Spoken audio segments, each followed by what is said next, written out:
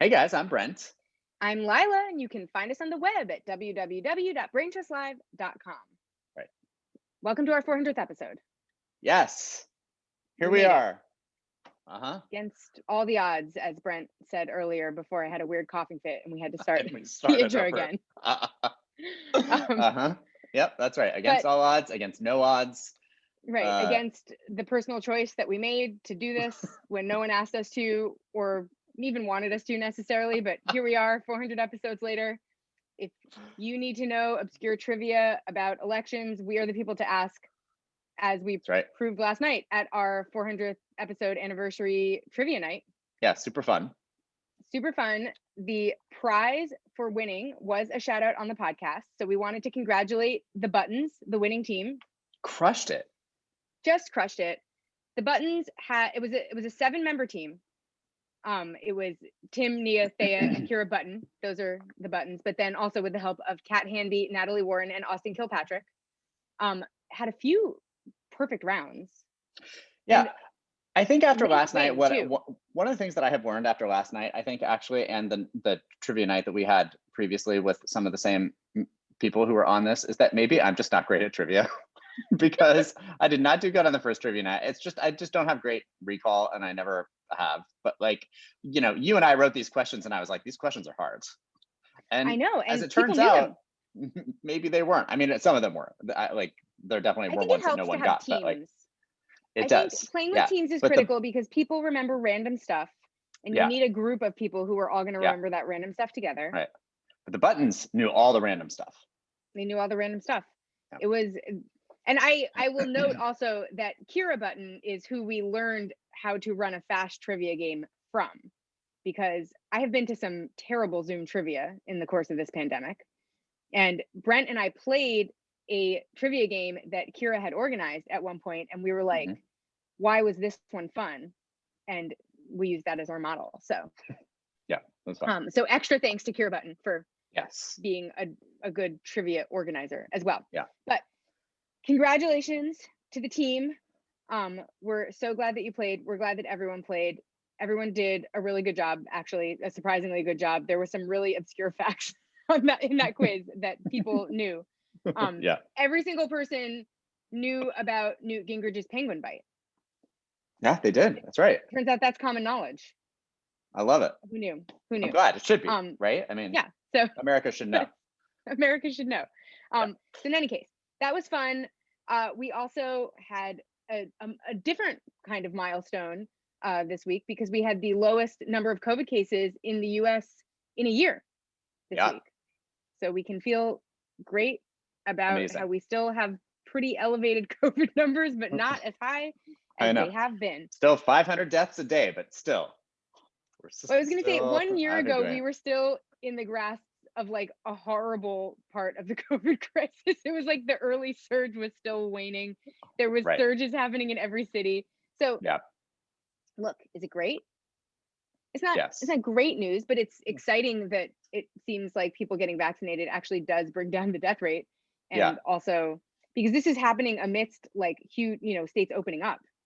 Yeah. So Totally. people are mixing. Yep. One person Households who's are not getting the mixing. vaccine, Dr. Rand Paul. He's barely a doctor. He's like an ophthalmologist or something. I And know. while if you are an ophthalmologist and are practicing, I'm sure you are and believe you are a real doctor, but Rand Paul is not somebody that you should consider a fellow real doctor. No. Yeah. And like, look, he's had it before. He thinks he has the antibodies. He's probably right. But like, People and have I gotten don't, it twice though. You don't have all the antibodies if you've I gotten know. it. And also, like, even if that's what he's thinking, like, because I think in his statement, he was something like, until someone can show me that there's evidence that, like, people are getting it a second time and are becoming hospitalized, then, like, I don't feel like, I need to get it. And, like, probably, I don't think that there is, like, a huge group of people who are, like, getting it a second time and then, like, dying after they got it the first time. Right. So, like, I get it. But also, like, it's your job as, like, a supposed leader of this country. Right. Like to maybe also include in your statement to like and as a doctor who could be a supposed trusted professional, like to maybe also put in your statement like, Can but you you should imagine go Rand get it. Paul He being like your went on a trusted tirade professional? about like how everyone should have their own free will to be able to get it or not get it. It's just like, Oh, no, Rand Paul. this argument drives me crazy because the reason for public health requirements, public health policy in general, is because this is a communicable disease. Yeah, it's for and the so you collective. actually, it's it's for for the collective. society. You actually cannot say, unless you plan to never breathe air near other people, which Rand Right. Paul does not plan to do. He plans to be in a hall with all of our nation's most important people breathing air. Then you actually are not just making a personal decision about your health. You're making a social decision that has implications for everyone around you. Yeah. So you don't get to say, it's a free country and we should respect people's decisions. We don't actually have to respect people's decisions because they have consequences for us. It's why when people are like, me smoking is none of your business, I'm like, actually, you smoking is all of my business. Yeah, Because exactly. you can poison yourself and I Yeah. don't care. But as soon as your action also poisons me, it actually is my business. Like, I know. Other people who drives are me doing the crazy. wrong thing right now in relation to COVID, Gretchen Whitmer Mm. apparently learned no lesson from Gavin Newsom dining at the French Laundry. Also, she looked like she was very much not at the French Laundry, by the way. She didn't learn the right lesson. Whatever from the him dining exact at the French opposite of the Laundry. like at Buffalo Wild Wings or something. I mean, like if you've seen this picture, she could have definitely skipped this dinner and made something as good to herself at home. I don't know. It's sad when you try to throw your career away in order to go to Buffalo Wild Wings. And I don't know if that's where it was, but I mean, it did not look like, a fine dining establishment. But there were like 12 people there, and like the rule is 6 now. And I think they changed the rule actually. So to cover the but governor's. I mean, we are literally having a fucking recall election for this single reason right now in California. I mean, that's literally the only reason we're having a recall election right now is because Gavin Newsom went to dinner. Yeah. I mean, No, I mean, this kind of thing, I think, is especially irksome when Democrats do it, because you know that they've been advocating for the science this whole time. So it's like, look, none of us wanted to follow these rules. I also don't love wearing a mask. That is life, though, in the fast lane. I do it because I'm not an asshole. I also follow the law generally just to try to do it because it seems like the right thing to do. Like, it feels like it's too bad if you sign yourself up to be a Democratic governor. Like, that was not my fault that she put herself in this position. Like, she signed up for this. So it's too bad that you don't get to violate the rules with impunity like the rest of us who are just walking around seeing that only 3 people are allowed in our coffee shop and sneaking in even though we're the 4th. That's not what you get to do when you're the governor. Like, sorry about it. In any case, maybe it's because wearing masks is a kind of hardship akin to the Holocaust, because Marjorie Taylor Greene seems to think that having to follow COVID protocols essentially has put her in league with the 6 million Jews that perished in World War II. Because she cannot stop herself from making Holocaust and slavery comparisons, by the way. So she has no sense of what's right and wrong and also appropriate, which I guess we know. But first of all, on Friday, she called Nancy Pelosi mentally ill, which it sounds like a funny thing for Marjorie Taylor Greene to think that she could say about anyone. But then compared the House's rule on masks, because they're supposed to wear masks on the floor, to a time in history when people were told to wear a gold star and they were definitely treated like second-class citizens. So much so that they were put in trains and taken to gas chambers in Nazi Germany. There are so many things that are weird about this comparison, chief among them the fact that wearing masks is literally an attempt to not put you on a train to the gas chambers because it's an attempt to keep you from dying of an unnecessary communicable disease and or unnecessary socially caused death.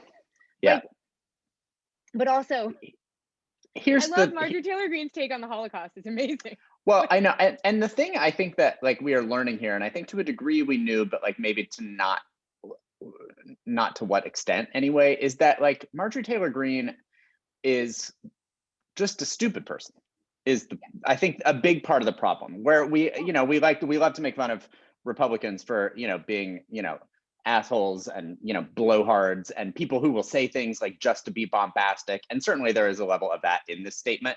But like, I also truly believe that if you explain to Marjorie Taylor Greene, the particulars of why maybe this wasn't exactly the same, the synapses wouldn't get to a place where they were comprehending it properly.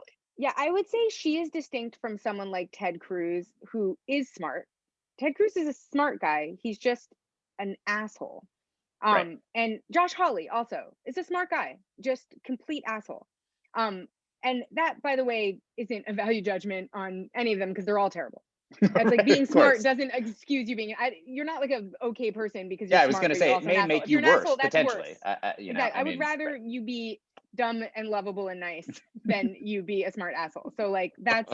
But Marjorie Taylor Greene is dumb and an asshole apparently Yeah, because she seems to frequently make these kinds of comparisons yeah, without.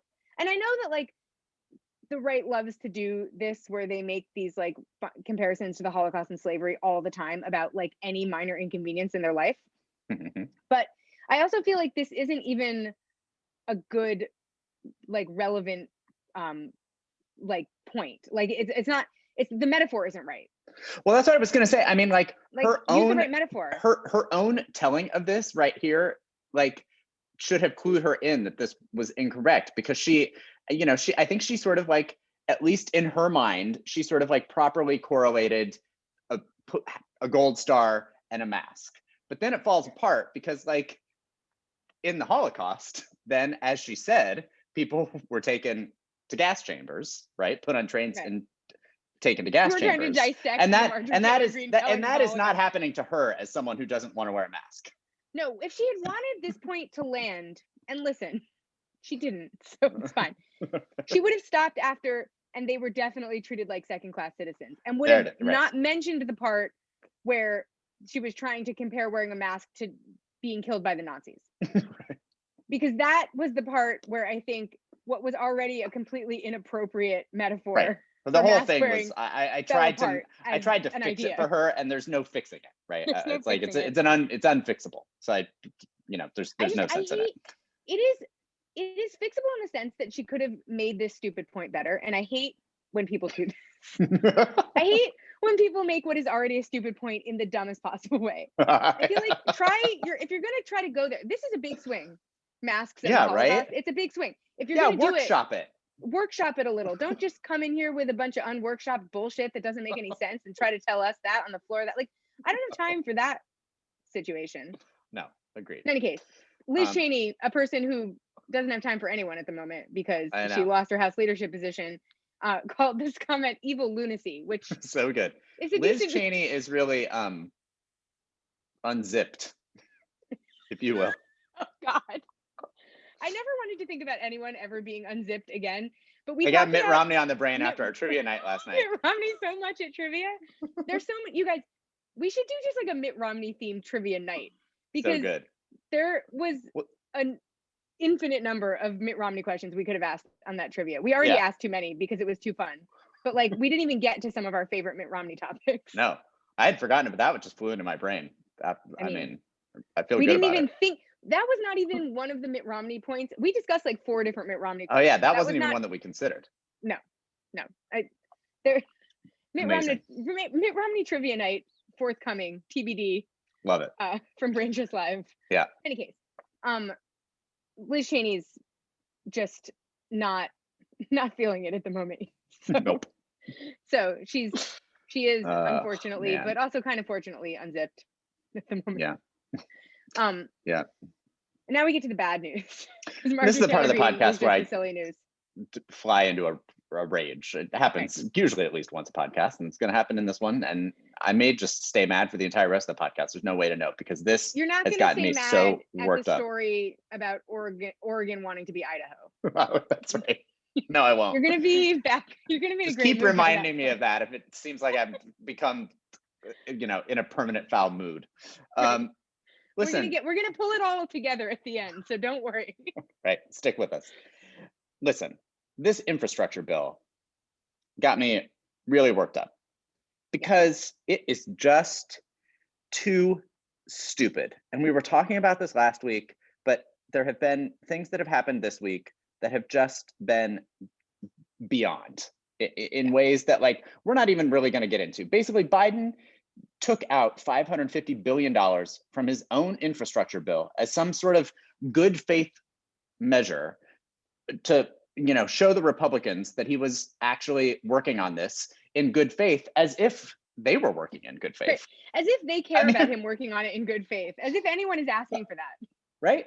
And like it is, I'm not even going to tell you what that $550 billion contains, like what that was, allocated for, because it's actually irrelevant. And for the reasons that, we talked about last week, there are non-starters that the Republicans have, and one of them is how this is getting paid for, which is a tax increase. They have said that that is their red line. It's obviously going to stay in there from the Biden camp, which is great. It should. That is how Well, it's this should also be paid for. it's what his constituents want. These Well, are right, tax exactly. increases on the very wealthy. That is what a majority of Americans want. Yeah. But he is negotiating into a void Yeah. right now. I mean, there is literally no one on the other side. They came out today and said that they might not actually present a counteroffer. The White House is over there. The White House is over there playing with themselves, waiting for a counteroffer, right? Yeah. Just like they don't have. This is like Obamacare all over again. They don't have a counteroffer. No. They're currently saying we're going to give one in an effort to buy time, but they don't have a plan. So whatever they come up with is going to be totally half-assed, even if they do have a counteroffer. They had Cedric, the White House had Cedric Richmond out on the morning shows yesterday saying that like the White House is willing to wait to see how this all plays out or whatever. Like, don't wait. Meanwhile, his entire agenda is getting backed the fuck up for this right now, right? I mean, like, we're not doing anything else while we sit around and do this. And like, there's no reason to do a counteroffer because they're not going to come back at all. So you literally just wiped out $550 billion out of your own plan for nothing. Like, why not offer to, pay for it with a Starbucks gift card? Why not have, Pete Buttigieg could call his friends at Domino's and see if they'll fix all the roads. I mean, like, there is no reason to be cutting money out of your own plan as a compromise with no one. Yeah. Also, I feel like in this situation, in this climate, the smarter thing to do would be to be like, all right, if you guys don't want to play ball, his counteroffer should have been infinity money. It should have been like an amount of money that no one's ever heard of before. I mean, like it should have been fake $2 gajillion. Yeah, like there's no reason to counteroffer less money in a situation where no one's listening to your counteroffer. Counteroffer more money. Play harder ball. Go and be ballsy with these people. Like, what are they going to do? They don't have a plan. Stupid. They're not going to vote for your plan anyway. They don't care. Yeah. The only thing that I can think is maybe happening. This is, by the way, definitely what's happening. Just there's no way this is not what the problem is. And so that is another problem for us to solve via a different solution. I think they who they're actually negotiating with is Joe Manchin. But they're just doing it. Joe Manchin is the Ben Nelson of. But they're just doing it with Republicans. Yes. Which I suppose will be great to be able to blame the Republicans for, that they wouldn't cooperate with you. And maybe Joe Manchin wanted $550 billion pulled out of this, which if he did, fuck him. But of course he did. Like, obviously he did. He wants all the money. He's already screwing around with, we talked last week that, we're now down to a 25% tax rate from 28, which is what Biden suggested. And that's only because of Joe Manchin. So they're definitely negotiating with him. But I mean, like, if they are now at the point, once they get to a point where they feel like they have 50 votes with whatever the bill is, stop inviting the Republicans to the White House to chit chat about this, because there's no freaking point. There is legitimately no way that Joe Manchin or a Kristen Sinema or somebody like that is not the actual negotiating point here, because there's no one to negotiate with on the right. They're not even speaking about the same terms. They don't have any common goals. So you can negotiate with Mitch McConnell to your heart's content, but it's like negotiating with a wave or something. Like, it's like it has nothing to do with anything. It's just it's like it'll crash on you or it won't, and has nothing to do with you. You're just standing there. Like, that was a Marjorie Taylor Greene style metaphor, by the way, that didn't quite pan out. But my point is that they're the only person that could be asking them to make adjustments to this is Joe Manchin. And by the way, he definitely is doing that. And I feel like this is all cover so that they don't look like they don't have control over their caucus. But I am also like, tell Joe Manchin no. Yeah, tell Joe Manchin no. Put this to a vote and see if he's going to vote no on it. That's Joe the other thing that I Manchin want. does not That's want to the go other back to thing. the people of West Virginia and tell them that he couldn't vote Right. for their infrastructure bill because there was some kind of ridiculous tiny thing that he can't explain to them in it. Yeah. People in West Yeah. Virginia need an infrastructure bill more than almost anyone on earth. Yeah, they need a $15 minimum wage also. Exactly.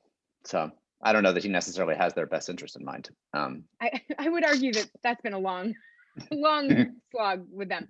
No, but this, if he's Ben Nelsoning around, and if you have not been listening to this podcast for 100 years, this is our 400th episode, so you have a lot to catch up on. Then Ben Nelson is who basically single-handedly like cut the public option out of Obamacare. Joe Manchin is definitely Ben Nelsoning his way through this. And if that is the situation, what Joe Biden should do is tell us that so that we can harass Joe Manchin. Yeah, I agree. Like this protecting Joe Manchin helps nobody here. No, I agree. Nobody's helped by this. I agree. Oh, man. But Brandon's something else I'm like mad at. Person who knows about what strategy is actually going on secretly under the. Every time that you've guessed one of these things, you've been right. So it's definitely Joe Manchin. Well, thank you. I try. I do my best. Yeah. Anyway. So the defund the police crowd really put their heads together and figured out how they could very carefully fund the police and get away with it, and then just pretend like there was nothing to see here. Yeah. Because the squad this week, I mean, this really just gets me going. There was a bill for $1.9 billion. It was like a supplemental to like some other bill or something that basically like gives a bunch of money to the Capitol Police and Capitol Security, and then also to some repairs, which have still not been done since January 6th. There's like still windows knocked out in the Capitol. Anyway, so this passed 213 to 212, and 3 members of the squad, or whoever we're considering the squad now. I don't even know who's technically squad. Squad adjacent. Right. Yeah, this is the squad. There's 6 members of the squad now, I would argue. Okay, great. Yeah. Corey Bush, Ilhan Omar, and Ayanna Pressley all voted no. And the other 3, AOC, Jamal Bowman, and Rashida Tlaib, all voted present. Yeah. So it passed by 1 vote, and those 3 voted present. So the 3 that voted no released a joint statement, and they said, "We cannot support this increased funding while many of our communities continue to face police brutality while marching in the streets, and while questions about the disparate response between insurrectionists and those protesting in defense of Black lives go unanswered." And then Ilhan Omar herself said, "I am tired of the fact that anytime there is a failure in our system of policing, the first response is for us to give them more money rather than investigate the failings and hold those responsible accountable." And that, I think, is the point here, besides the broader point of, defunding the police. And I'm sure somebody would probably try and make a point about like Capitol Police being different in some way, shape, or form that like maybe is relevant but probably isn't. And I just don't get this. I was been hemming and hawing at the squad to like have some sort of like actual plan to like do something collectively, because there's enough of them that they could actually do something. Right, and clearly they did coordinate here. And the thing that they coordinated was to make sure that the Capitol Police got $1.9 billion. Brent, this is your friend Nancy coming to play while also trying to, like, first of all, the one thing I'll say is that the statement that the joint statement of the no vote people is as much theater as the abstain people. Like, it's a theater. This was all theater. Everyone decided this bill had to pass. They were all in the Capitol on January 6th, and they decided, they all have a stake in this. They could not let their constituents and communities think that they were supporting, a police funding bill. And I'm sure that they brought that up to the caucus. And the caucus was like, okay, but like, obviously you want this. And they were probably like, kind of, yeah. And then they were like, okay, which three of you can we afford to lose? Oh, What's the totally. treatment going to be? The whole thing was not just Oh, I coordinated between get, them, but it I was get how coordinated we with House ended. I get leadership. how we ended up here. Yeah. This is all, but like, so I'm just saying the people that voted no had no backbone either. This was all part of a larger strategy. Oh, yeah. I mean, I'm sure that they. I mean, I'm sure that they wanted to vote no. Um, I'm sure they all wanted to vote no. yeah. I'm just saying, But like, the I no guess vote my was point a is that I principled just don't stance know. in a situation where they knew that their principled stance couldn't actually be the party line. But I just feel like this is one where they actually like it could have been okay. I think also this. I mean, there's rumblings from the Senate that like they're not even going to take this up at least right now. Yeah. I think there's the whole issue of whether or not we are going to have any sort of commission to look at this. And I think the Yeah. point about like looking to see like who is accountable before we give them money. I mean, we all saw the videos of these protesters getting inside the Capitol, and it didn't look like maybe the Capitol Police were doing everything that they could to stop them. So I mean, I think that there are a million different reasons why they actually like could have killed this and not been total pariahs to everyone. Certainly not to their own constituents, and I think to a certain degree, even the rest of the party. I don't know that this would have been something that they would have really been like held solely accountable for in a way that would have been detrimental to either the party at large, and certainly not Oh, them. I think I disagree with that, which is not to say that I think that what would have happened and what they probably were threatened with was that they were obviously not the only no votes on this, right? There were obviously other abstentions as well, because I don't think that. Yeah, I think there were some people gone. There were some. Yeah, I think Yeah. that what It wasn't a happened full vote. was that Nancy and company were like, this bill has to pass. It will pass. It's going to pass. You guys can decide amongst yourselves how you're going to make that happen. Yeah. But the squad in particular had, because they had the power to shift this vote, had to be told, that you will be the ones that we blame for this, and this is going to be a problem for you working in with other members moving forward, because this is about our protection. As much as like, listen, I see why they would vote no on this. I see that. All right. It's not. I just all like, right. I think that they were probably very specifically threatened with being the fall guys for this. I think you're right. Here's my question to that. I'll take and I'll accept everything that you just said to me. Perfect. If and only if they did this conditionally to get something. Well, that's the thing that I feel like for me, I need to know whether I think this was a justified and that choice. is what I feel like I haven't been getting from them, or they haven't been telling me, I guess. And right, I was maybe going to say this is potentially not something that we would easily find out anyway. And I'm not going to sit here conspiracy theory-wise and be like, they must be scheming, because I don't fucking know if they're scheming. Maybe they're doing nothing. Who can know? Right. I feel like it's interesting to me that they they split it so that instead of all of them abstaining or all of them just voting the party line, they were given the ability to get on the record with some dissent. I feel like they were able to do that without getting blamed for its failure. I'm hoping that they are negotiating as a group in a way where they are sort of looking forward towards what they can get for that, because that's, I think, we'll see if any of their priorities get votes, coming up. We'll see kind of what happens with this. But to me, this would be a justifiable choice because A, they're pretty sure the bill is going nowhere anyway. B, it seems like it's something that Democratic leadership wants. And so it might have been something that they were given the choice of, like, you can either vote for this or come up with a strategy to vote against it so that we don't lose or you die. Like I can see like why this bill would not be their priority when there's huge infrastructure bills in the conversation, when there's sort of other huge policy in the conversation. I just like that would justify this if I knew that. I don't know that, obviously. And I am, at least the one thing I'll say is I'm happy to see that they are negotiating as a group.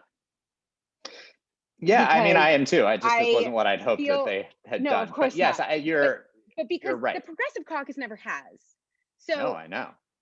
if they're actually threatening to withhold votes, then hopefully they are actually negotiating in smart ways. Now, look, maybe they're not. Who can know? But um, but this was a close enough vote. I mean, that they obviously did negotiate it as a group. Which this is the first time I've seen evidence of them negotiating a position like this in a coordinated manner that you know could have where they could have solely changed the vote. Same. So I'm No, I hoping, agree I with don't you. know. I don't know what I'm hoping. I'm just like hopeful that them having each other is like a better thing than them just like either being for women, which was not enough people in a lot of Right. situations to change votes, or also just the Progressive Caucus, which doesn't fucking do anything. I know. You know, Well, I don't think it would be like I don't think it would be insane for them, and I don't think it would be that out of line even. Maybe I'm crazy, but for them to literally just be like, she told us she's gonna let us have a Medicare for all hearing. no, exactly. That's Like, I I agree. don't think there's nothing, I don't think anyway, keeping them from informing me of that.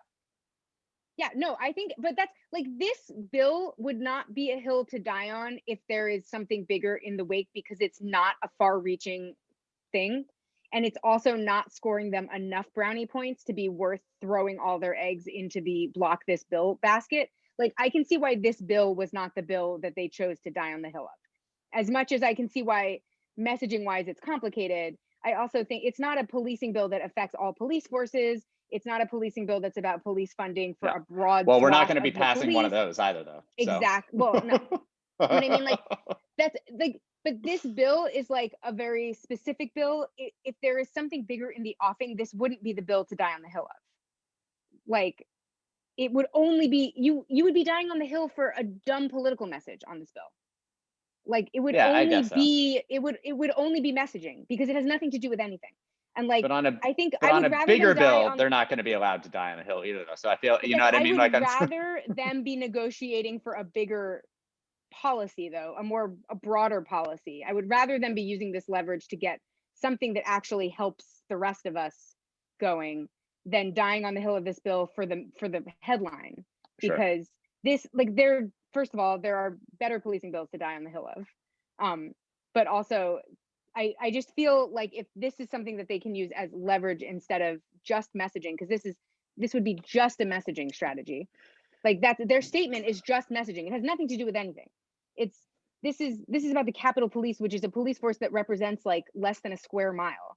You know, and so I don't feel like this is actually like a meaningful vote in the way that some of their leverage could be Yeah, used towards more meaningful votes. I just I feel agree. like The, I feel like the last thing that I'll say about it anyway, and you can certainly feel free. We can talk about this for the rest of the podcast. I don't right, care. get Is spend that I 3 hours feel talking like about vague things about this bill. the entire conversation of them, trying to extract something from Nancy Pelosi is predicated on the idea that she ever in her lifetime will give them something. Oh yeah, And I guess, and I think that's maybe sort of like where I end that's up fair. in the sort of like just burn it down, because like she's been figuring out every way to Sunday to screw them since they got there. So like I guess that's part of what sort of is driving my just like, well, That's fair. why even bother negotiating with her, because she's just gonna kick you in the nuts when you're down anyway. So What I feel like on the one hand, there's the fact that she's never going to extend them anything. On the other hand, there's the fact that she can devote more or less energy to blocking them at every turn. And sure. that a bill like this could be disastrous for their actual messaging goals. Like to get a small victory on a Capitol Police bill when you could be getting a big victory on just the ability to reach people with a message, on just the ability to like just the time that just the time on the floor that you would need to make the statement on just whatever it is, Right. like that to Yeah. me is not worth this bill is not worth that losing that. So I would say that as much as there is the fact that she's never going to extend them anything, Yeah. but she could take more from them for sure. And I assume that that is related to why this has happened this way. Could be. Yeah, probably. It's like cutthroat there. Washington, man. They're they are not just rainbows and sunshine, and you would want them to be, so Yeah. that you could feel happy about how You society would. is going. You would. Yeah, here we are. Yeah. You really would. Good news, Oh boy. ceasefire in the Middle East, and everyone won. So it's over now. Uh-huh. Only 1 million more casualties and deaths in Gaza than anywhere else, but everyone declared victory. So we just everything's Being fine. able to declare victory is really a key point in being able to reach a ceasefire. Like once everyone has won, or everyone has lost, I suppose. Well, I would However you want to contend. look at it. I feel like maybe in this instance everyone lost. I was going to say, this situation, I would contend that as much But as that's everyone the is same, claiming I they guess, on won, some level, they all lost. existentially. Yeah. Well, and also like Gaza, like really lost because Gaza is a mess. It's going to cost tens of millions of Oh yeah, dollars to repair and reconstruct things. And also, I mean, they were in the middle of a terrible COVID outbreak anyway, but also this could curb Israel's recovery from the pandemic as well. And that was a place that actually was doing a good job of getting everyone vaccinated and reopening their economy. So vaccinated. Yeah, the fact that they just wasted a ton of money on this bullshit should really infuriate people there who were probably hoping that they would have some sort of recovery themselves from this horrible pandemic. yeah, And then just humanity should be irritated that 248 people died in Gaza, including 66 children. They have almost 2,000 wounded. And the death toll in Israel, as usual, much lower. yeah. Obviously, it's not great when anyone dies, but only 12 civilians were killed there, including 2 children. I don't know why so many kids have to die in these. Like, if you are just like a bunch of angry men firing rockets at each other, just like find a rocket firing strategy where you are firing them away from all these children. Like, stop rocketing children. No more children rockets. But in Yeah. any case, very lopsided death toll as usual, very lopsided damage toll as usual. And then also, Gaza has been subjected to a blockade from Israel for years. So that means that the supplies that they need to not only repair the damage, but also, the health care facilities need Yeah. supplies. All of those are so much harder to get because because they're blockaded. So the blockades are theoretically stopping weapons from getting to Hamas, but there are 2 million people in Gaza, which is more people than live in all but 3 American cities. So those are people that need supplies. So there should be a way to They get them are. supplies. And also, it's Hamas who's getting them supplies. Also, right. I mean, that's I mean, the like, other. I'm not here to dispute whether they're a terrorist organization or Right. not, and like maybe No, we do need exactly. blockades to make sure that they do not. Maybe we need get blockades for weapons. for weapons, but Maybe all yeah, of the right. world needs weapons blockade. Yeah, and that certainly is one of the things that is complicated about this issue Yeah, but is this the is a role that Hamas plays. humanitarian Right. crisis. There was a vacuum that was Totally. created that allowed a terrorist organization to be the people that are providing humanitarian aid. And also I would contend that on both sides of this, everyone was like pretty unhappy with their governments when this started. So like part of why, Israel, obviously Netanyahu was like worried because he couldn't form a government. So he tried to distract everyone by starting this war. Hamas was also having some issues politically. And so they were keen to be involved. All of this is just shitty for everyone that lives there. Yeah. And then 2 million of people that live there can't get supplies because of a blockade. Like, this is a terrible humanitarian issue is my point. But luckily Netanyahu thinks it was a wild success, so it seems fine. God. Well, I feel like this has been an interesting Middle East kerfuffle because of the way that the political conversation on the US side was dramatically different than it's ever been. It used to be that you could not even mention, I mean, like, for years, there have been hugely lopsided death tolls among Palestinians, hugely lopsided, destruction. And you were for a long time not allowed to say that here. Yeah. And this was really the first time that it was sort of openly discussed that Palestinians are A, living in an apartheid state, but also B, facing, hugely lopsided consequences to these actions. Yeah. And that we are funding those actions. So, that we have a responsibility. So that was interesting to see in the post-Trump era, that it suddenly is okay to admit that you think Palestinians are people too. Yeah.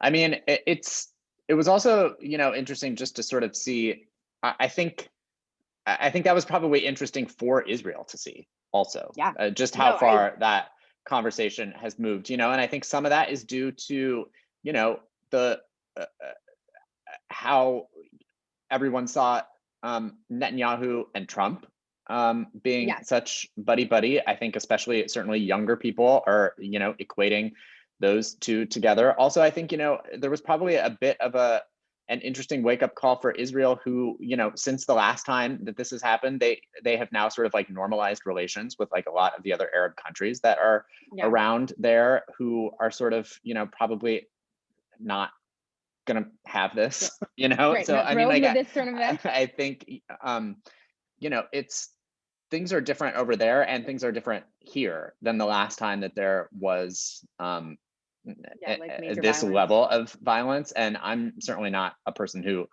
understands it all, but to your point, beyond the sort of how it was spoken about here, by progressives, like it did feel like it sort of like played itself out differently in a lot of different Yeah. aspects than the last time I remember there being, anything this bad over there. Well, and I think like, the reason that we are discussing it here is not because we're experts in foreign policy, but because we care about how these things impact domestic elections. Right, So exactly. I think, Yeah. as far as how this situation, both its start and its resolution, impacts, domestic politics, which is what we are specializing in on this podcast. Yep.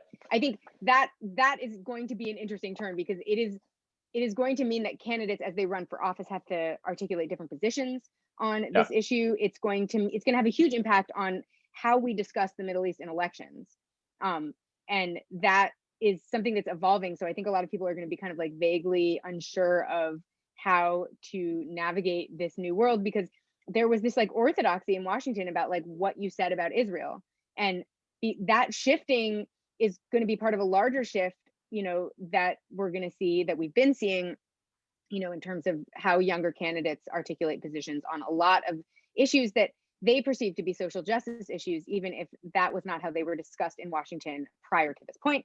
Yep. And so I think that that's going to be, a part of that transition as well. So that's going to be interesting. Yep. Agreed. I don't know what it's going to mean, but it's going to be interesting. Me either. At least we have the interestingness. You guys, the right is upset because nobody likes Donald Trump anymore and they don't really know what to do. So, in a not surprising turn of events, they've decided to really turn back to their bread and butter, restricting abortions. Right, exactly. They cannot Culture wars. They're get also really going enough. after trans people right now too. I mean, they're really leaning Fetuses. into a lot of these. Yeah, they're back to hating culture war trans issues. people. They are super Yeah. mad about abortions again.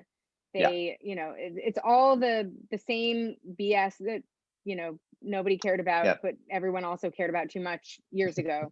And Right. before we talk about this, actually, I just want to mention that one thing that I think is frustrating about these conversations is that they don't matter. This conversation matters in the sense that choosing to arbitrarily restrict women's access to a certain kind of healthcare is annoying, and it impacts women's health, and so many things disproportionately impact women's health already that it's like really annoying that everyone seems so like invested in restricting it more. But these things don't actually affect you unless they get restricted. So like if we just did nothing about abortion and you could just get one if you wanted one and not get one if you didn't want one, we'd all still be as poor or as rich as we are. Jeff Bezos would still be a bazillionaire. All of the things that are actually impacting your everyday lives that these conversations are distracting us from solving would still be problems. And we just wouldn't have to talk about this. There is literally no reason we need to talk about this. I hate when abortion comes back into the public conversation because there is no reason for me to have to discuss abortions. I don't care about them. I care about the fact that I think that women should have access to whatever they want to do with their own bodies. I care about the fact that women's healthcare is under attack. I care about that. I'm just saying this is a distraction tactic. This is because Totally. the right does not want to solve the real problems in your lives. So like instead of getting super wound up about it, I think to some extent we have to use this opportunity to focus on what they're distracting us from. Because I think that what happens is that the left gets like so wound up in like saying they're pro-choice and doing the women's rights, and like they get so wound up in the minutia of this stupid issue that nobody cares about. And because of that, we're cutting taxes left and right, and we're taking healthcare away from people, and we're shooting Black people in the streets, and no one's, like, we're not solving any real problems by restricting abortion. We're not solving any real problems by making it harder to vote. They're just doing that to antagonize us. They're trolling us here. Like, Yeah, these that's are exactly what all they're doing. issues that nobody cares about. So you don't have to actually let yourself get emotionally worked up about this. You have to use it to be like, here is what they're not doing while they're solving this. Yes, I mean that's exactly it. Besides being distraction, I would say that they're worse than distractions, because Well, they're trolling. they're trolling, and there's specific wedge issues that they know that we will fight about, and if we are fighting about this, then there's no way for us to acknowledge any other shared humanity that would allow us to sort of like move the ball forward on. You can't, you won't ever sit down with a person to also, who you vehemently disagree with on abortion, to talk long enough to realize that you also both deserve a $15 minimum wage. Well, and I will say, or that you, but and so like the one time I did, that is exactly what we came to. Yeah, the one time I did sit down with someone who was an avid opponent of abortion, I was like, listen, I think that you think I'm a monster, and I think that you are a monster, but actually I think we both care about people, and that's why you are so worried about these unborn babies, and I am so worried about the women who can't afford to have them, or can't, or in situations where it's not safe for them to have them. And both of us actually do care about these people. So like, maybe there is like a reason that we don't need to care about this so much. Like, just don't get one. If you don't, if your morality makes you think that you don't, this is an evil choice, don't do it. But you can recognize that I'm not evil if I think that should be legal. Like, yeah. No, I think it's a wedge issue that's designed to make it impossible for us to talk about anything else. It is. Yep, that's exactly. And you should not let it stop you from talking about everything else because of that. I think we just get so like wound up by these issues, and then then they become their own problem. Anyway, Texas is trying to make it impossible to have an abortion. We didn't even tell you why we were talking about it, but they basically outlawed any abortion after 6 weeks because it's a fetal heartbeat bill. Greg Abbott signed it in an effort to antagonize the Supreme Court into saying that that's legal. It would basically make it impossible to have an abortion so early that you might not even know you're pregnant by the time. Yeah, that's you would have, you would have missed your period by 2 weeks. Potentially at this point. So like the idea that you would have been able to like have an abortion in those 2 weeks, like after realizing that, you were pregnant, it's crazy. It's insane. It's crazy. And it makes no exceptions for rape or incest. And it also, so the one extra evil thing it does is it lets individual citizens sue anyone they believe may have been involved in helping a pregnant woman violate the ban. So if someone aids you in getting an abortion, they can be sued by any random person. Like your Aunt Sally can just like sue a random guy named Greg that she doesn't know for helping a stranger get an abortion. That doesn't feel like a correct use of the justice system. Just saying. No, it doesn't. Oh God. But it means that it's going to be impossible to be an abortion provider in those states because, for sure. This is already in a state where they have a 20-week abortion ban, but and they basically banned the procedure entirely during the pandemic because they were, quote, preserving medical supplies and resources. So whatever that means. But basically, like all of these people, all these other states in the Southwest got like an influx of patients from Texas because people had to leave the state of Texas to get abortions. And Texas is too big to be asking that of people, you guys. A lot of people. It's hard to get out of Texas. You have to drive for hours. I had to drive just across the Texas Panhandle, and it was like, took me days, it felt like. It was flat, and it was boring. It was so much driving. But in any case, that's annoying. Also annoying is that the Supreme Court is going to take up the Mississippi 15-week abortion ban this year, which probably means that they're going to uphold it because the changes to the court have not worked out so well for women's uteruses. It hasn't. It'll this will be interesting because I feel like at least well, who knows? I mean, maybe this is just the chance that, some of these people have been waiting for. This court hasn't gone quite as terribly, I think, as maybe a lot of people expected. That's not to say that there haven't been some hits and misses here with them.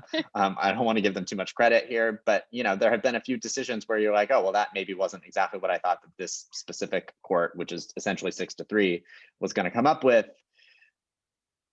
I don't know. It'll be interesting to see. I think the other thing that annoys me about like these culture war things, and I don't mean to sort of like simplify it too much, but like ultimately abortion will be legal. And it would be terrible if the Supreme Court does, end it for a minute, which, Right. but I just feel like I just want them to quit. This is a waste of resources. Because like and again, I'm not trying to downplay it, like how awful it would be if this court decides that like you can't get one anymore. I that's not my intention, but like the arc of the world, the arc of history. I'm not going to do that, but I mean like like we are going to end up in this country like back again, like doing abortions. And so it's just sort of like, you've lost essentially. And like, maybe they'll win here and that would be terrible. But it's just sort of like, stop pestering me with this. Yes, like, no, it's pestering. They're pestering us. You lost. Also, you didn't lose because you don't have to have one. Right. This is a waste of everyone's time because nobody who thinks that abortion is immoral has to get one. Right. It's not, and it's not like, I think it's not like the death penalty where the state decides who gets and doesn't get one. So I don't believe in that because that's the state deciding to murder somebody. This is not people's business. Yeah. If they know that we don't agree on when life begins, then they can just decide that we disagree and they can proceed as if in their life it will proceed the way it proceeds. Right, and in my life, it might proceed at a different time. Right. They can do whatever they want. The thing, and that's actually, so I had this friend in college, and this was really the first time that I had a close friend who was conservative. And it was really the first person who was, avidly pro-life that I had ever had like a deep conversation with about the issue. Yeah. And it was wild because when she was going on about how important it was, and I was like, look, we don't agree on this. And because we don't agree on this, the one thing we agree on is that you should not have to have an abortion. So what if you just don't ever have one? And like, no one had ever said that to her. Like that had never been said. So I don't know why these people need to be in my business, is my point. Like they're wasting a bunch of time in my business. Just like stay out of my business. But the other thing I would say is that as much as the Supreme Court can say whatever they want about this, they may uphold bans, but your abortion laws are determined by your state. So we actually do have the power to make their ruling irrelevant. And we should exercise that power if we have to. I'm annoyed because it's a waste of resources. Like I said, we could just decide not to worry about this and not ban abortions, and then we would never have to talk about it again, ever. Because again, you would never be forced to have one if you didn't. It's like gay marriage. You don't have to gay marry somebody, so it's like not your business. Nope. So just like stay out of everyone's business. Like these are all issues that are not anyone's business. So just like don't, if you're not trans, great, don't be. It's fine with me. Like it's fine with everyone. Like these are all of these are issues that are not anyone's, where they're in our business. Which I just hate when idiots are in my business. But also these are laws that they are upholding or not upholding at the state level, which means that short of them creating a policy in which abortion is explicitly banned federally, which is not what the court is hearing and is not what the court is going to do.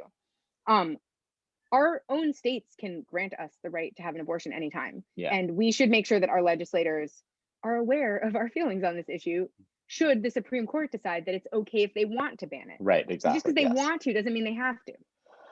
Correct. But like, just stop pestering us. Nobody has the time.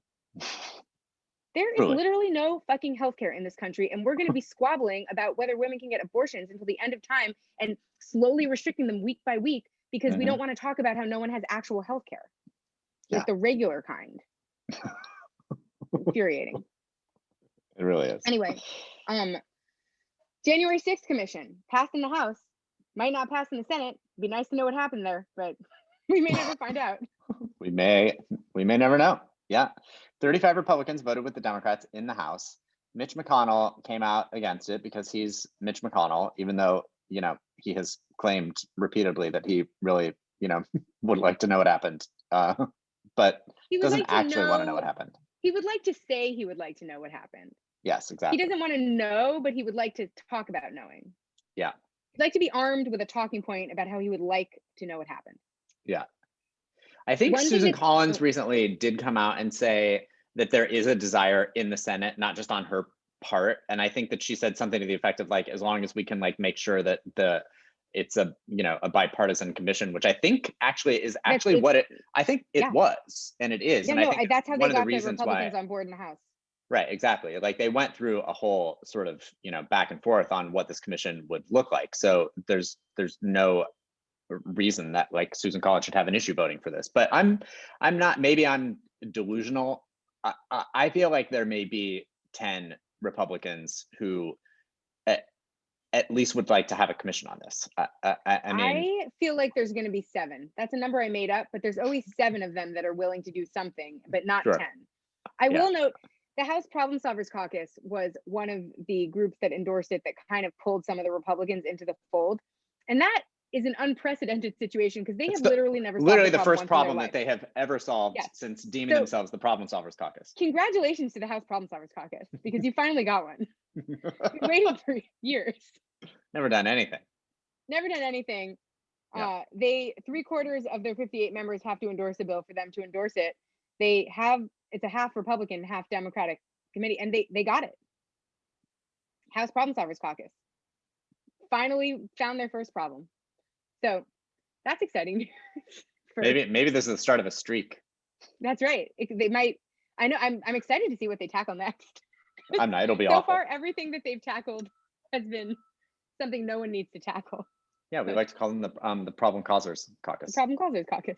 I also, because that's not such a clever name, don't even know if we're the only ones who've thought of it, because I've heard people on the Hill say that before as well. Oh, really? Okay. Yeah. All right. Well, you know what?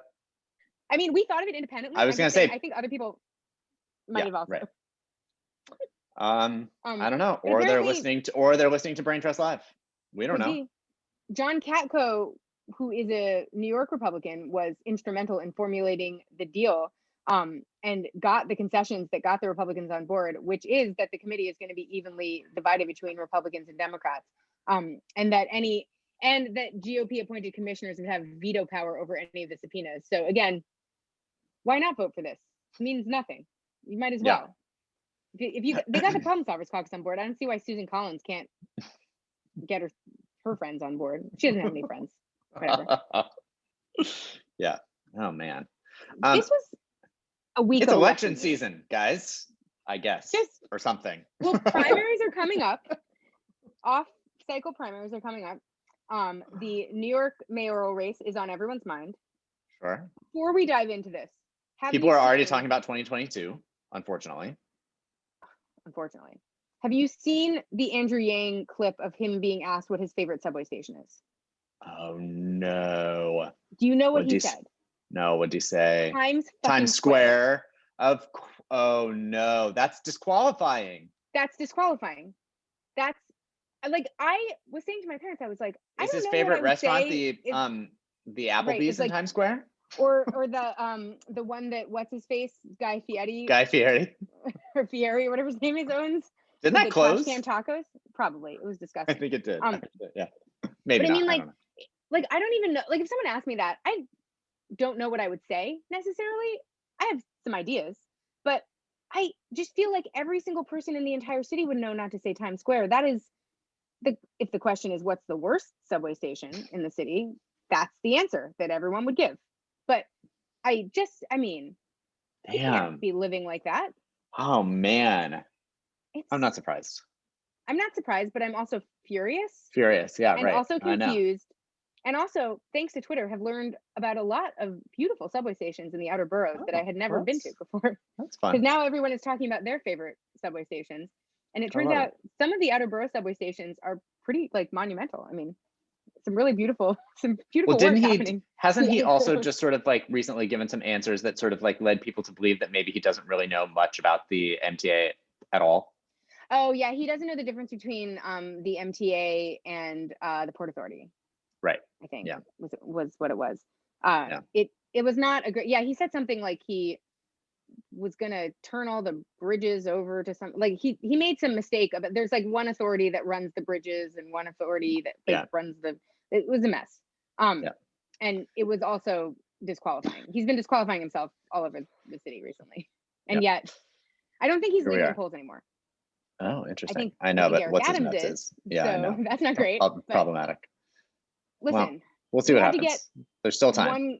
there's still time. We had to get one problematic person out before we could really focus on Yeah, you second go problematic after person. whoever's ahead. If they're problematic, then you get rid Yeah. of them, and then you move on to the next Knock person. them And out. so now Knock we them have to out. figure out Knock how them to get out. rid of Eric Adams. Exactly. So you get Yeah, to the but at least we candidate can that focus you on want. that. Right. Right. Exactly. Yeah. Exactly. Guys, Patrick Leahy, who has been in the Senate since 1875, Right. 1975, but Same thing. same difference, really, essentially at this point. He's 81, is saying that he's going to run again in 2022. This is what re-electing Dianne Feinstein does. This is really, I know. Yeah, we set a precedent here in California. These people think they can just run any time they want for the Senate. They 99, sure. They'll probably live another 6 years, right? Like this Sure. is, can these people retire? Just retire. These people have grandchildren or something they want to see. Retire. He also has apparently been indicating to his colleagues that he thinks that he's the only Democrat who can win the seat. Oh God, in Vermont. In Vermont, and yeah, right, I know. They do Interestingly, have a though, governor. you want to know what's crazy though is that he is the only Democrat from Vermont ever elected to the United States Senate. Patrick Leahy. Yeah, because Bernie Sanders, not a Democrat. Yeah, Bernie Sanders is an independent, and they had I remember this actually when I read that. At first, I was shocked, and then I was like, oh no, wait, no, because remember we wrote that Bernie Sanders is electable Yes. blog in this last primary cycle, and that was one of the things I was just sort of like, Vermont was electing Republicans exclusively ever since they were last electing Whigs. Right. And then and then a socialist came along. And then it was a socialist. But yeah, Democrats, they're not really in the business of electing Democrats there, interestingly enough, other than Patrick Leahy. Up to shenanigans. What a wild state. Yeah, but Phil Scott is getting reelected there by landslides in same election years that Bernie Sanders is doing the same. Yeah. No, people are going to the polls and they're voting for a Republican and a socialist and a Democrat probably somewhere and just like not worrying about it. Yeah, because their lone representative is a Democrat. Yeah. They have one member of the House. Yeah, they're one of those lopsided states. But Phil Scott, people have been hinting at Phil Scott maybe running, their Republican governor. He specifically is saying that he's not, but that's what you say until you say otherwise. So I would guess that there would not be room for him in the federal Republican Party. Well, he voted for Biden, and he actually has been asked about this because both of those senators from his state are 1,000 years old, and he has said that he would, because he would get to pick their replacement if they have to retire or, God forbid, die. Patrick Leahy, a man who had a health scare earlier this year, by the way, right? Which makes planning it all on the another 6 years anyway. Why not? All the more questionable that he might want to run again. But he said that he would nominate somebody who caucuses with the Democrats. Now, in a Senate, when the pressure campaign starts, I don't know that I necessarily trust Phil Scott to actually pick a Democrat when he himself is a Republican. But who knows? I mean, he's definitely not where his bread is buttered in Vermont, though. Well, true. It'd be one thing, if he has aspirations to some sort of Republican job with the Trump types, that'd be one thing. But he is not getting elected in Vermont, electing somebody who throws the Senate. And the Vermont state legislature is very heavily to the left. So really all he's doing is just sort of, moderating presiding. Some left proposals and then signing them. Right. I mean, he's not. He's presiding doing over much over Democrats. Yeah, exactly. Doing what they do. Yeah. Yeah. Meanwhile, anyway, Andrew Giuliani, there's two Giuliani kids. His daughter is fine. His son is insane. Andrew Giuliani is the son, and he announced on Tuesday that he's going to run for governor in New York.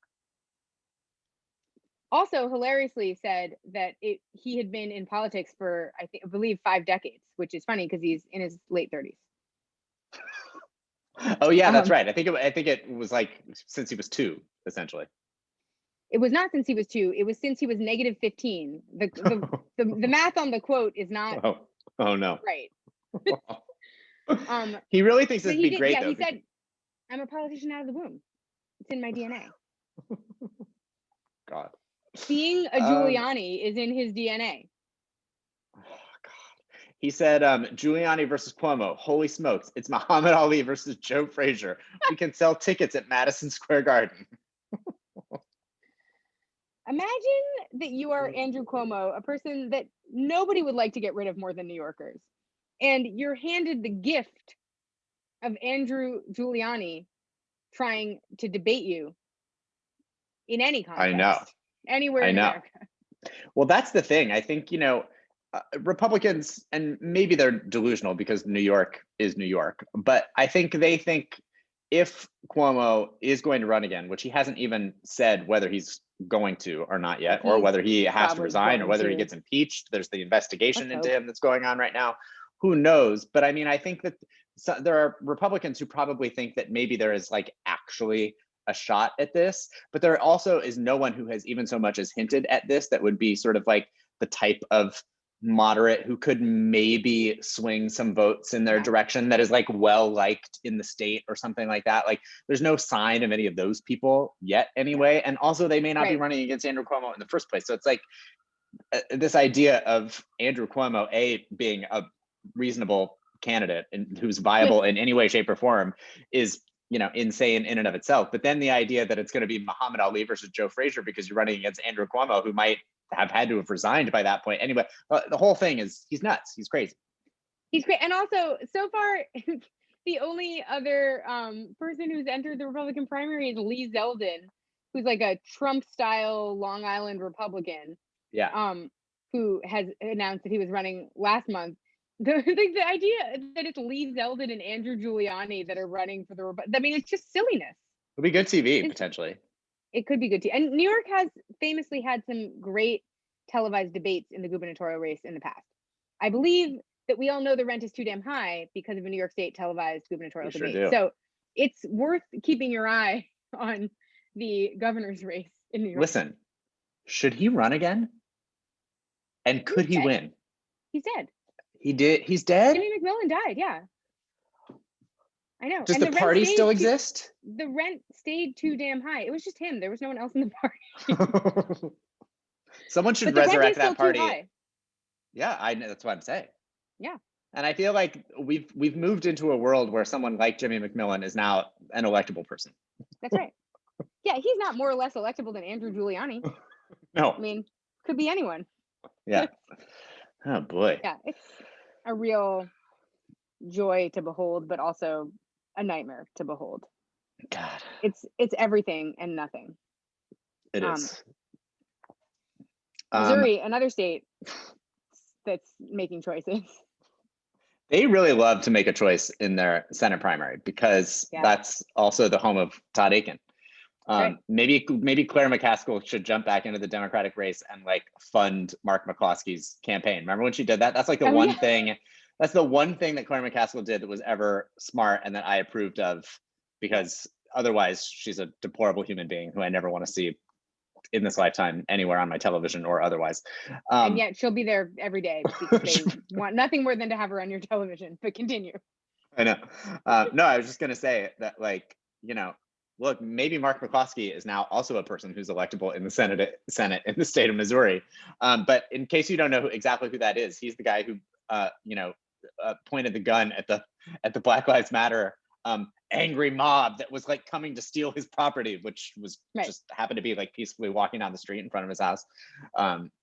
So spoke at the RNC. You may remember him from there. Also, yeah. Mm-hmm. Yeah, running for Senate. And from his, like, by the way, it looked like he was speaking to us from like William Randolph Hearst's house. Like, I love that they That were going setup on with and he and his on wife. about the angry mob stealing his, and it was like he looked like he was speaking from a tacky museum. Was Yeah, also, those are two people that did not know how to properly hold a gun. So I know. one thing that infuriates me, and listen, I've never even touched a gun. I don't know anything about guns. I apparently know enough to know when somebody is holding a gun so inappropriately that it's actually a danger to them and everyone. And That's right. that is how I would characterize the gun holding that was going on outside the McCloskey house during the Black Lives Wasn't Matter good. protest that was stealing their property. It was not great. Take a gun safety course if you're going to be one of those people. That's right. Just use your heads. But Yep. there's also just like a lot of Idaho news this week. And we got 2 stories about Idaho. 2 stories. I don't know. Ammon Bundy running for governor of Idaho, which is interesting because he legally can't step foot on the Capitol grounds. Because last month he was arrested twice in the span of 2 hours on misdemeanor trespassing charges at the State House because the previous August he was barred from the Capitol grounds for 1 year and prohibited from coming to the public areas of the building. Well, He's been like who a frequent mask protester and like a various mask other things. mandate. Yeah, he's also not allowed at the Emmett High School football games any longer. They had to cancel a game at halftime because they kept having to call 911 because he was like traipsing around the football game without a mask. Great. But you And remember him from the whole standoff, like with the government, like where people died, like that from his ranch. There was like the whole thing with like the wildlife reserve that he like claimed was his or some nonsense. People occupied a wildlife reserve and then tried to fight a war with like forest rangers in order to stay there. Despite all of this, there are like 7 counties in Oregon that are trying to join Idaho.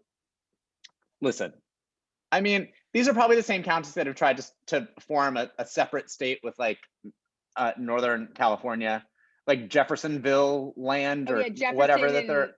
Yeah. Well, because this went along with, there were the people that were trying to form a state with Northern California. There were people that were trying to split California into 6 states. Oh, right. Yes. Which had a lot of suspicious boundaries. I just can't imagine that you're like in Oregon and you're like, we should join Idaho. It'd be great if this could be Idaho. Like, imagine, has anyone ever thought to themselves, if only we were Idaho? Like, what a weird thing. It's not even that I think Idaho is like distasteful in some way. I would never think of Idaho. I know. You want to know what's so insane though that I love about the story? It's maybe my favorite part of this entire podcast is that, look, this will never go through, right? Because it can't. Like, I mean, the state legislatures would have to approve it. Like the federal government would have to approve it. Like, I mean, there'd have to be a whole constitutional convention. There wouldn't have to be that. But I mean, like, it's never going to happen. But if it did, then Idaho would have Pacific coastline.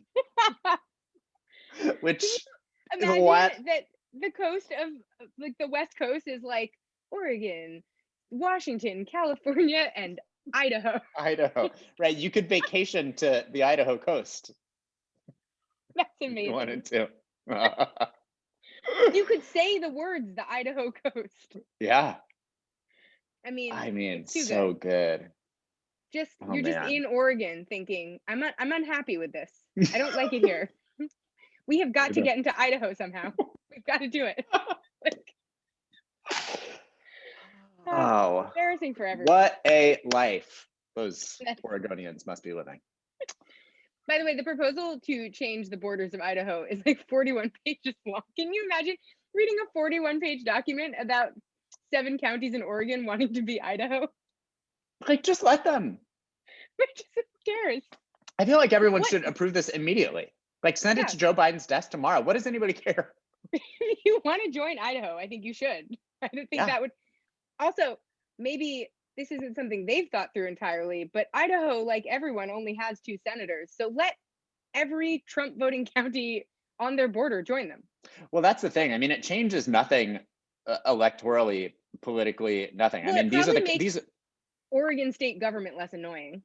Well, right. I was going to say, I mean, like if you're Oregon, you would want to approve it because it would make your lives much easier as Democrats because these are Right? the Republican voting places. It also, if you're Idaho, you want it because your population gets bigger. You probably get another uh, seat in Congress. Right. You get coastline. The Idaho coast would finally be a reality. Like nobody loses in this scenario. No. I feel like there is probably something that no one is going to talk about, but is probably the real reason that this will never happen, which is there is no way that these counties pay their way in the state of Oregon. They are definitely welfare counties. They are definitely getting funding from For other sure. counties. And there is no way the people of Idaho want to subsidize these idiots any Yeah. more than the people of Oregon want to. Yeah. No, you're probably And right that's why about that's that. not going to happen. Because it's a win-win. It should happen immediately, but it's not going to Yeah, you're happen right. because Idaho is not going to want to pay for these fools. Yeah. So if you're wondering why you can't offload your shitty counties to other states, it's probably because you're subsidizing them. Just Yeah. FYI, a little Yeah. 1-2 punch from There the you go. taxation system. In any case, that's the news this week. That's Thank you it. for listening to our 400th episode. Our 401st episode will be next week, so you can enjoy that. That's I right. guess. Oh, and in person. In person. It's our We're first gonna be in the in-person same room. episode of the year, of the literal year, of the more than 1 year. Amazing. So get pumped. And we'll talk to you next week. Bye. Bye.